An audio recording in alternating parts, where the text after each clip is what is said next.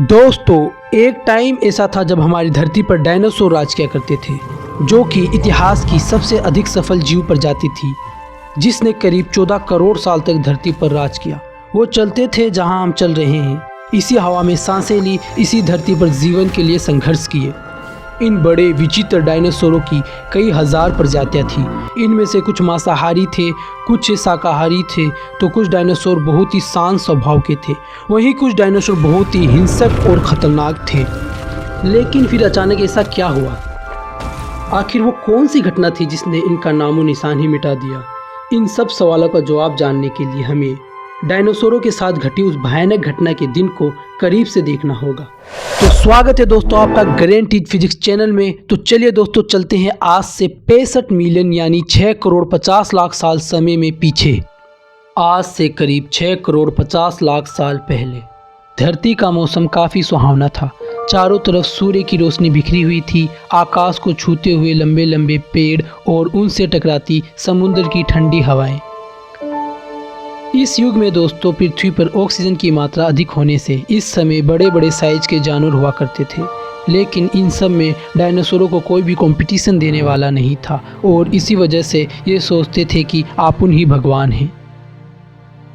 जब ये सारे डायनासोर बड़े ही आराम से अपना जीवन बिता रहे थे, तब 10 करोड़ साल पहले इनकी किस्मत लिखी जा चुकी थी। 10 करोड़ साल पहले एक छोटा एस्टेरॉयड का टुकड़ा जो अनंत अंतरिक्ष से आ रहा था, जो मंगल और बृहस्पति के बीच बने क्षुद्र ग्रह बेल्ट में घूम रहे एक बड़े से एस्टेरॉयड से जा टकराता है और इसके 2 टुकड़े हो जाते हैं। और इनमें से एक टुकड़ा माउंट एवरेस्ट के साइज का जितना बड़ा था और यह सीधे पृथ्वी की ओर 22,000 मील प्रति घंटे की रफ्तार से बढ़ने लगता है। जब यह एस्टेरॉयड पृथ्वी से 3,84,000 किलोमीटर की दूरी पर था, तब शायद इन डायनासोरों का अंत ना होता अगर यह एस्टेरॉयड पृथ्वी से न टकराकर सीधे चांद से टकराता।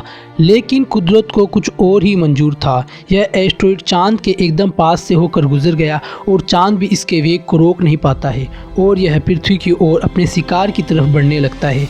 अब इस एस्टेरॉयड को रोक पाना बिल्कुल भी संभव नहीं था। पृथ्वी पर खतरे से बेखबर डायनासोर कहीं किसी को जन्म दे रहे थे तो कहीं शिकार कर रहे थे। 40 किलोमीटर के व्यास वाला 20 खरब टन का यह एस्टेरॉयड पृथ्वी के करीब बढ़ता जा रहा था। जब यह पृथ्वी के वातावरण में प्रवेश किया, तब इसकी रफ्तार एकाएक 70,000 किलोमीटर प्रति घंटा हो गई। पृथ्वी के वायुमंडल में घुसते ही घर्षण से यह भयानक आग के गोले में बदल गया। अब यह और भी भयानक रूप ले लिया था। ये इतनी रफ्तार से धरती की तरफ बढ़ रहा था कि सिर्फ 4 मिनट में ये अटलांटिक ओशियन को पार कर लेता है।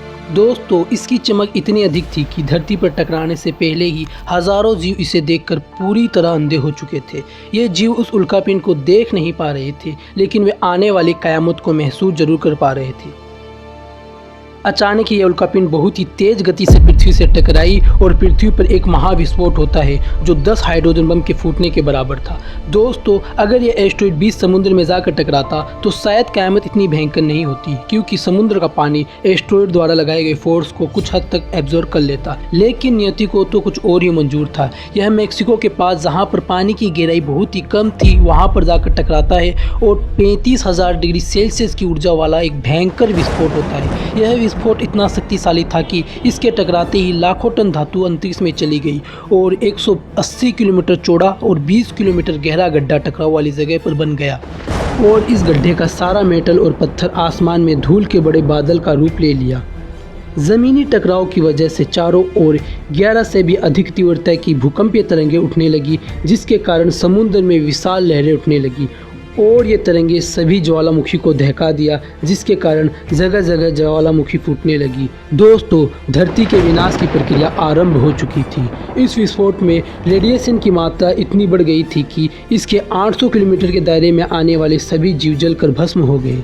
इस विस्फोट में उड़ने वाले डायनासोर ज़मीनी खतरों से तो बच गए, लेकिन ये तो बस शुरुआत थी। विस्फोट की वजह से जो लाखों टन मलबा अंतरिक्ष में गया था, वह ग्रेविटेशनल पुल के कारण 40 मिनट बाद आग के गोले के रूप में पूरी धरती पर बरसने लगा।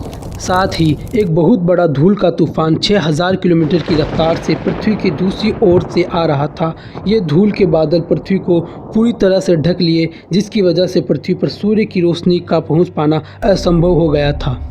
जिसके कारण अगले 1 साल तक सूर्य की रोशनी पृथ्वी तक नहीं पहुंच पाई, जिसकी वजह से वनस्पति और पेड़ पौधे फोटोसिंथेसिस की क्रिया नहीं कर पा रहे थे, जिसका परिणाम यह हुआ कि ये धीरे धीरे ख़त्म हो गए और इसका प्रभाव शाकाहारी जीवों पर पड़ा और ये भी धीरे धीरे ख़त्म होते चले गए।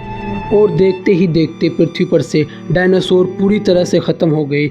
इस घटना ने पृथ्वी की 95% से ज़्यादा प्रजाति को विलुप्त कर दिया और डायनासोरों के राज को हमेशा के लिए ख़त्म कर दिया।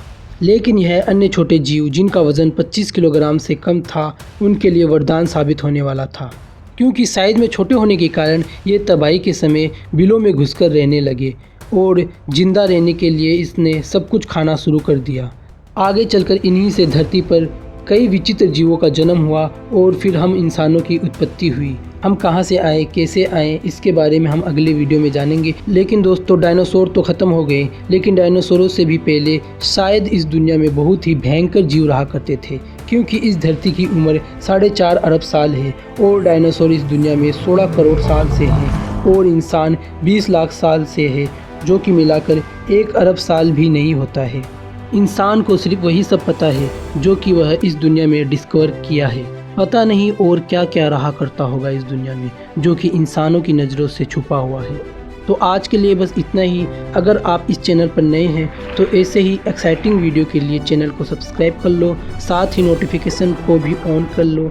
मैं मिलता हूँ एक नए वीडियो के साथ, तब तक के लिए बाय।